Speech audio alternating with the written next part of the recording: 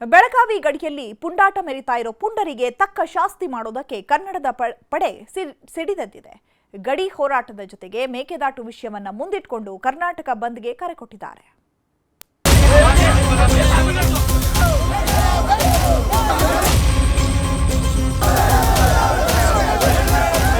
ಬೆಳಗಾವಿಯಲ್ಲಿ ಕನ್ನಡಿಗರ ಮೇಲೆ ಹಲ್ಲೆ, ಮಹಾರಾಷ್ಟ್ರದಲ್ಲಿ ಕನ್ನಡಿಗರ ಮೇಲಿನ ದಬ್ಬಾಳಿಕೆ, ಎಂಇಎಸ್ ಪುಂಡಾಟಿಕೆಗಳೆಲ್ಲವನ್ನೂ ಖಂಡಿಸಿ ಬೀದಿಗೆ ಇಳಿದಿವೆ ಕನ್ನಡಪರ ಸಂಘಟನೆಗಳು. ಕನ್ನಡಿಗರ ಮೇಲಿನ ದಬ್ಬಾಳಿಕೆ ನಿಲ್ಲಿಸುವ ಹಾಗೂ ಕನ್ನಡಿಗರನ್ನು ರಕ್ಷಣೆ ಮಾಡುವ ಸಲುವಾಗೇ ಹೋರಾಟ ರೂಪುಗೊಂಡಿದೆ. ಬೆಂಗಳೂರಿನಲ್ಲಿ ಸಭೆ ಮಾಡಿದ ವಿವಿಧ ಕನ್ನಡಪರ ಸಂಘಟನೆಗಳು ಕನ್ನಡ ನಾಡು, ನುಡಿ, ನೆಲ, ಜಲ ಸಂರಕ್ಷಣೆಗಾಗಿ ದನಿ ಎತ್ತಲು ಕನ್ನಡಿಗರ ಹೋರಾಟ ಮಾಡಲು ಸಿದ್ಧಗೊಂಡಿದ್ದಾರೆ. ಬೆಳಗಾವಿಯಲ್ಲಿ ಕಂಡಕ್ಟರ್ ಮೇಲಿನ ಹಲ್ಲೆ ಖಂಡಿಸಿ ಕನ್ನಡಿಗರ ರಕ್ಷಣೆಗಾಗಿ ಮಾರ್ಚ್ 22ರಂದು ಕರ್ನಾಟಕ ಬಂದ್ಗೆ ಕರೆ ನೀಡಲಾಗಿದೆ.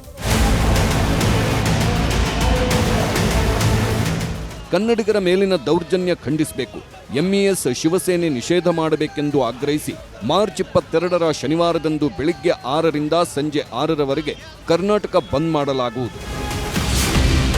ಮಾರ್ಚ್ 22ರ ಕರ್ನಾಟಕ ಬಂದ್ಗೂ ಮುನ್ನ ಮಾರ್ಚ್ 3ರಂದು ರಾಜಭವನಕ್ಕೆ ಮುತ್ತಿಗೆ ಹಾಕಲು ಕನ್ನಡಪರ ಸಂಘಟನೆಗಳು ನಿರ್ಧರಿಸಿವೆ. ನಂತರ ಮಾರ್ಚ್ 7ರಂದು ಬೆಳಗಾವಿ ಚಲೋಗೆ ಕರೆ ನೀಡಲಾಗಿದೆ. ಮಾರ್ಚ್ 22ರ ಬಂದ್ ದಿನ ಏನೆಲ್ಲ ಸಿಗೋದಿಲ್ಲ ಎಂಬ ಟೆನ್ಷನ್ ಜನಸಾಮಾನ್ಯರಲ್ಲಿ ಇದ್ದೇ ಇದೆ. ಕರ್ನಾಟಕ ಸರ್ಕಾರ, ಸಾರಿಗೆ ಇಲಾಖೆ ಕೂಡ ನಮಗೆ ಸಾಥ್ ಕೊಡಬೇಕೆಂಬ ಬೇಡಿಕೆ ಇದೆ. ಹಾಗಾಗಿ ಬಸ್ ಸಂಚಾರ ಬಂದಾಗಲಿದೆ, ಶಾಲಾ ಕಾಲೇಜುಗಳು ಬಂದಾಗಲಿವೆ, ಹೋಟೆಲ್ಗಳು, ಸಿನಿಮಾ ಥಿಯೇಟರ್ಗಳು ಬಂದಾಗಲಿವೆ, ಓಲಾ ಊಬರ್ ಸಂಚಾರ ಇರೋದಿಲ್ಲ, ಬ್ಯಾಂಕ್, ಸರ್ಕಾರಿ ಕಚೇರಿಗಳು ಬಂದಾಗಲಿವೆ. ಹಾಗೆ ರೈಲು ಸಂಚಾರದಲ್ಲೂ ವ್ಯತ್ಯಯವಾಗುವ ಸಾಧ್ಯತೆಗಳಿವೆ. ಮಾರ್ಚ್ 22ರ ಕರ್ನಾಟಕ ಬಂದ್ ದಿನ ಅಗತ್ಯ ವಸ್ತುಗಳಿಗೆ ತೊಂದರೆಯಾಗೋದಿಲ್ಲ. ದಿನನಿತ್ಯದ ಅಗತ್ಯವಾದ ಹಾಲು ಸಿಗುತ್ತೆ, ಆಸ್ಪತ್ರೆಗಳು, ಮೆಡಿಕಲ್ ಶಾಪ್ಗಳು ಓಪನ್ ಇರುತ್ತೆ, ಆಂಬ್ಯುಲೆನ್ಸ್ ಸಂಚಾರ ಬೇಡಿಕೆಗೆ ಅನುಗುಣವಾಗಿರುತ್ತೆ, ಪೆಟ್ರೋಲ್, ಡೀಸೆಲ್ ಸಿಕ್ಕೇ ಸಿಗುತ್ತೆ. ಮಾರ್ಚ್ 22ರ ಕರ್ನಾಟಕ ಬಂದ್ ಯಾಕೆ ಎಂಬ ಪ್ರಶ್ನೆಗಳಿಗೆ ಉತ್ತರ ಇಲ್ಲಿದೆ.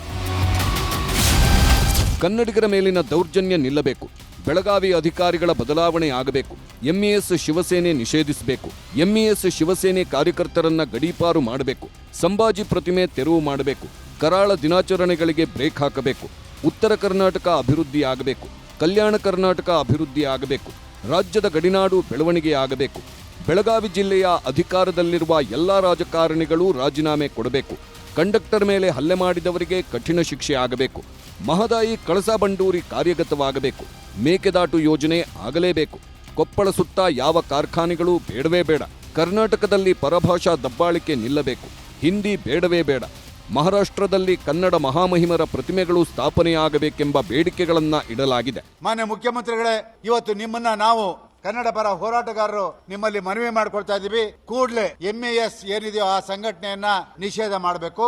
ನನಗನ್ನಿಸ್ತದೆ ಬೆಳಗಾವಿಯಲ್ಲಿ ಕನ್ನಡ ಪರ ಸಂಘಟನೆಗಳು ಬಿಟ್ರೆ ಯಾವ ರಾಜಕಾರಣಿಗಳು ಕನ್ನಡದ ಪರ ಇಲ್ಲ. ಎಲ್ಲಾ ರಾಜಕಾರಣಿಗಳು ಮರಾಠಿ ಏಜೆಂಟ್ರು, ಅವರಿಗೆ ಮತ ವೋಟ್ ಬೇಕಾಗಿದೆ. ಅದಕ್ಕಾಗಿ ಮರಾಠಿಯವರಿಗಿಂತ ಹೆಚ್ಚಾಗಿ ನಮ್ಮ ರಾಜ್ಯದ ರಾಜಕಾರಣಿಗಳು ಮರಾಠಿಗಳನ್ನು ಹಿಡ್ಕೊಂಡು ಕೂತಿದ್ದಾರೆ. ವಾಟಾಳ್ ನಾಗರಾಜ್, ಸಾರಾ ಗೋವಿಂದು ನೇತೃತ್ವದ ಕನ್ನಡಪರ ಸಂಘಟನೆಗಳ ಬಂದ್ ಕರೆಗೆ ಪರ ವಿರೋಧಗಳು ವ್ಯಕ್ತವಾಗಿವೆ. ಹುಬ್ಬಳ್ಳಿ ಭಾಗದ ಜನರ ಸಲಹೆಗಳನ್ನು ಸ್ವೀಕರಿಸಬೇಕೆಂಬುದು ಹುಬ್ಬಳ್ಳಿ ಭಾಗದ ಜನರ ವಾದ. ಸುಮ್ಮನೆ ಬಂದ್ ಅಂದು ಬಿಟ್ಟರೆ ದುಡಿದು ತಿನ್ನೋರ ಕಥೆ ಏನು ಅನ್ನೋದು ಮಹಿಳೆಯರ ಪ್ರಶ್ನೆ.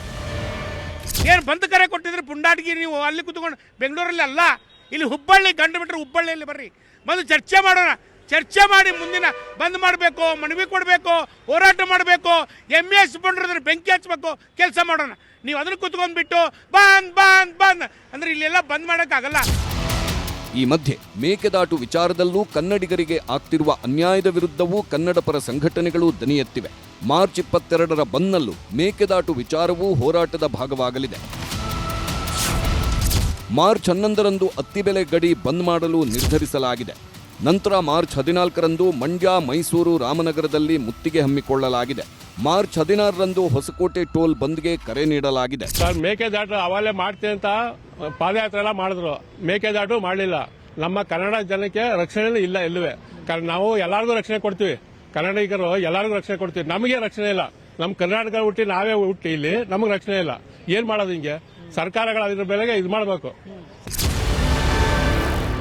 ಹೀಗೆ ಕನ್ನಡಿಗರ ಮೇಲಿನ ದೌರ್ಜನ್ಯ ಖಂಡಿಸಿ ಬಂದ್ಗೆ ಕರೆ ನೀಡೋವಾಗಲೇ ಮತ್ತೊಂದು ಅಹಿತಕರ ಘಟನೆ ಸಂಭವಿಸಿದೆ. ಕಲ್ಯಾಣ ಕರ್ನಾಟಕ ಸಾರಿಗೆ ಬಸ್ ಚಾಲಕನ ಮುಖಕ್ಕೆ ಮಸಿ ಬಳಿದು ಎಂಇಎಸ್ ಕಾರ್ಯಕರ್ತರು ಪುಂಡಾಟ ಮಾಡಿದ್ದಾರೆ. ಮಹಾರಾಷ್ಟ್ರ ಬಳಿಯ ಪುಣೆಯ ಗೇಟ್ ಬಳಿ ಬಸ್ ತಡೆದು ಚಾಲಕನ ಮುಖಕ್ಕೆ ಕಪ್ಪು ಮಸಿ ಬಳಿದು ಜೈ ಮಹಾರಾಷ್ಟ್ರ ಎಂದು ಹೇಳಿಸಿದ್ದಾರೆ. ಬಸ್ ಮೇಲೆ ಜೈ ಮಹಾರಾಷ್ಟ್ರ, ಜೈ ಮರಾಠಿ ಎಂದು ಬರೆದು ಉದ್ದಟತನ ಮೆರೆದಿದ್ದಾರೆ. ಘಟನೆ ಬಳಿಕ ಆಳಂದದಿಂದ ಪುಣೆಗೆ ಹೋಗುವ ಬಸ್ ಸಂಚಾರ ರದ್ದಾಗಿದೆ. Bureau report, news 18.